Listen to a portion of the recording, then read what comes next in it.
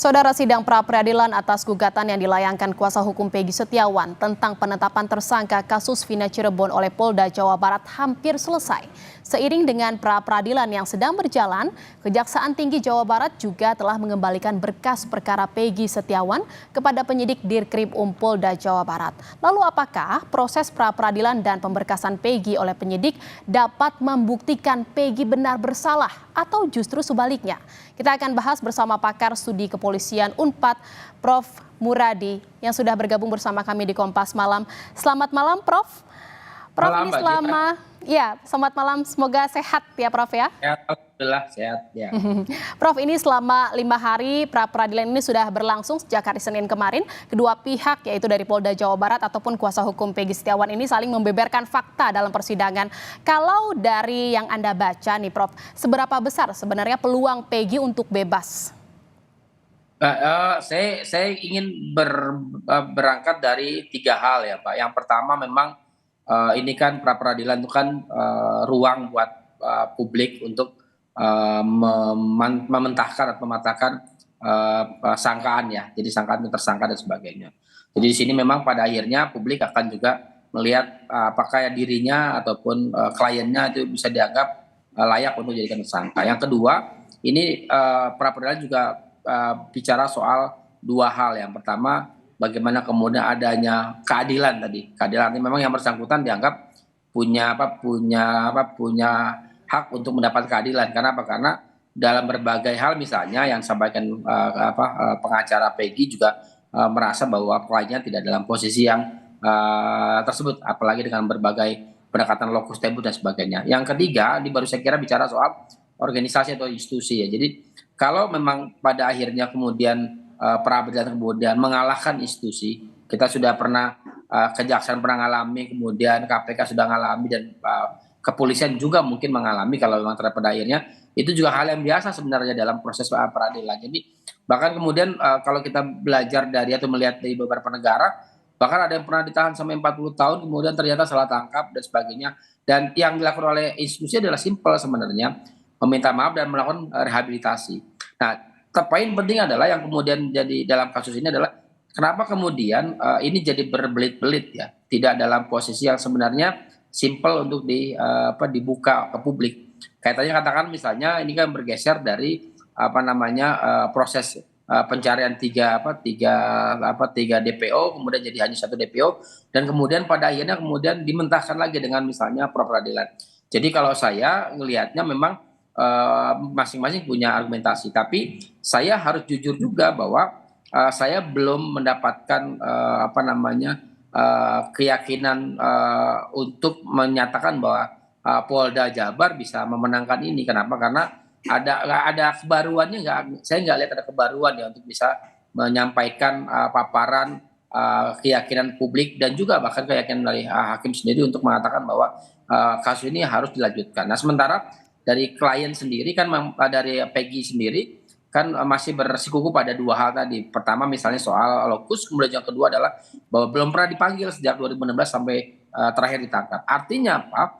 Artinya ini juga menjadi satu pertimbangan hakim. Nah, saya melihat yang ketiga tadi bahwa proses peradilan ini juga tidak berdiri sendiri. Karena misalnya KY misalnya yang mengawasi hakim dan sebagainya itu juga punya concern untuk mengawasi kinerja dari Pak Aiman itu sendiri begitu. Iya, Prof katakan memang sepertinya yang Anda baca tidak ada kebaruan yang diberikan atau yang dibeberkan oleh Polda Jawa Barat. Ini artinya kualitas bukti yang lebih kuat ini adalah dari tim kuasa hukum seperti itu dan dari tim kuasa hukum Peggy dan artinya bukti yang dibeberkan juga dalam fakta persidangan oleh penyidik Polda Jawa Barat ini sulit untuk membuktikan bahwa Peggy memang bersalah.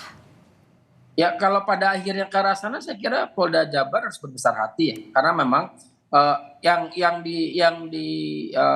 ada pertanyaan yang menarik sebenarnya, Mbak Jian ya. Apa sih yang dipertaruhkan Polda katakanlah Polri berkaitan dengan kekeh ya kalau bahasa Sundanya yakin betul bahwa ini adalah yang sudah mereka lakukan sudah betul. Padahal yang dia hadapi adalah opini publik yang kemudian merasa bahwa hal ini tidak seperti itu.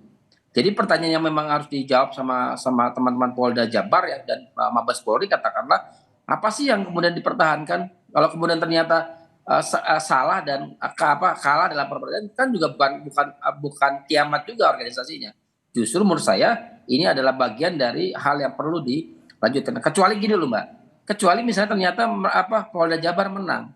Ini jauh lebih besar konsekuensinya kalau misalnya itu dilanjutkan. Katakan begini, kemenangan itu kan pintu awal untuk kemudian mereka bisa membuktikan di luar yang mereka sampaikan di peradilan ya, di pengadilan. Jadi memang ada nggak yang kemudian yang baru? Nah kalau yang kemudian berulang-ulang repetition begitu, yang saya kira publik kemudian juga hakim juga akan menangkap bahwa ini seolah-olah dipaksakan, padahal sebenarnya publik menunggu betul. Karena apa? Karena hasil survei Litbang Kompas ya menjelang Polri ulang tahun itu kan bagus banget ya, di atas 80%. Kemudian juga pimpinan Polri juga di atas mendekati angka 60%. Artinya apa? Artinya itu pertaruhan serius. Kalau kemudian yang diselamatkan satu orang per orang, sementara lembaganya kemudian tidak terlalu bisa dijaga marwahnya, saya kira ini akan menjadi bumerang sendiri buat teman-teman di kepolisian sebagai organisasi ya. Iya, Prof, kalau misalnya nanti pra-peradilan itu memutuskan bahwa yang menang adalah tim kuasa hukum dan akhirnya pra-peradilan ini dimenangkan oleh tim kuasa hukum seperti itu, apakah ini tidak lebih membuat penyidik atau citra dari polisi ini di mata masyarakat ini dipertanyakan gitu, proses penyidikannya dan juga penetapan tersangka oleh Peggy? Nah, saya ingin kembali ke literatur ya, pengalaman di banyak negara, di Inggris, kemudian di Amerika Serikat, kemudian bisa di Korea dalam kurun waktu hampir 50 tahun ya, itu kan mereka juga banyak terjadi salah tangkap dan kemudian berbesar hati juga untuk memperbaiki kinerjanya. Jadi sebenarnya kalau ternyata memang ada hal yang salah ya diakui. Kenapa? Karena esensi dari presisi ya, kalau kita membaca presisi kemudian policing 4.0 itu adalah dia bisa integrasi dengan publik. Sementara kalau kemudian hanya menjaga reputasi tanpa menjaga rasa keadilan publik, itu akan menjadi bumerang yang cukup serius. Katakanlah begitu, misalnya kita pernah ngalamin misalnya melihat Hong Kong, polisi Hong Kong tahun 80-an. Artinya memang pada akhirnya saya ingin menekankan bahwa yuk sama-sama jaga lembaganya, bukan orang per orang. Polisi itu sudah sangat bagus ya, polisi sudah sangat bagus, kemudian jangan gara-gara satu dua orang citranya jadi kemudian netral lagi. Jadi publik artinya jadi Prof, ya gimana? ya artinya Prof, ini berarti bukti yang memang sudah dibeberkan oleh tim kuasa hukum ini lebih kuat ya dibandingkan dengan penyidik Polda Jabar dalam pra peradilan. Secara gini, kalau timbang menimbang ya sedikit lah lebih bisa kemudian argumentatif bisa diterima. Kemudian buktinya agak sedikit di atas di atas teman-teman Polda Jabar. Tapi tadi saya bilang dari awal bahwa proses ini kan kemudian juga dilihatnya komprehensif. Jadi kalaupun misalnya teman-teman Polda bisa membuktikan jauh lebih komprehensif, jauh lebih data hal yang baru, ya saya kira itu jadi pertimbangan betul. Artinya sidik jari dan juga pencocokan wajah yang dikatakan oleh penyidik Polda Jawa Barat ini di atas 90% identik gitu ya dengan Peggy Setiawan ini belum terlalu kuat seperti itu. Ya itu yang harus dibuktikan Mbak. Karena apa? Karena keyakinan penyidikan juga harus dibuktikan dengan fakta dan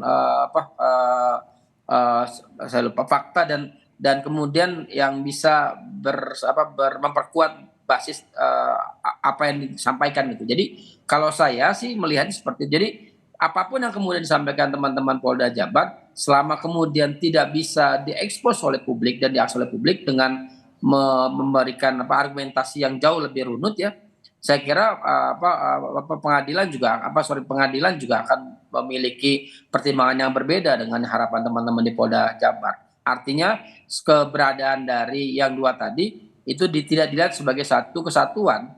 Dia mungkin dilihat dari parsial saja. Padahal kita membayangkan kalau betul misalnya itu dilakukan, kenapa nggak dilakukan 2016? Kenapa kemudian misalnya proses yang dilakukan itu tidak kemudian terputus hampir 6-8 tahun.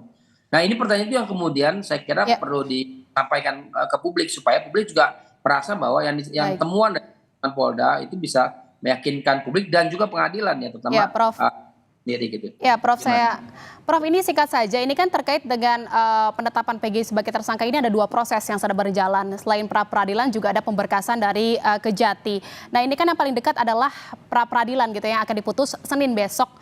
Bagaimana jika memang nanti di saat Senin ini pra peradilan diputus bahwa tersangka Peggy ini cacat hukum dan juga penetapan sebagai tersangkanya digugurkan. Apakah memang pemberkasan dari Kejati ini yang sekarang juga sudah masih berlangsung ini akan otomatis digugurkan juga atau bagaimana, Prof?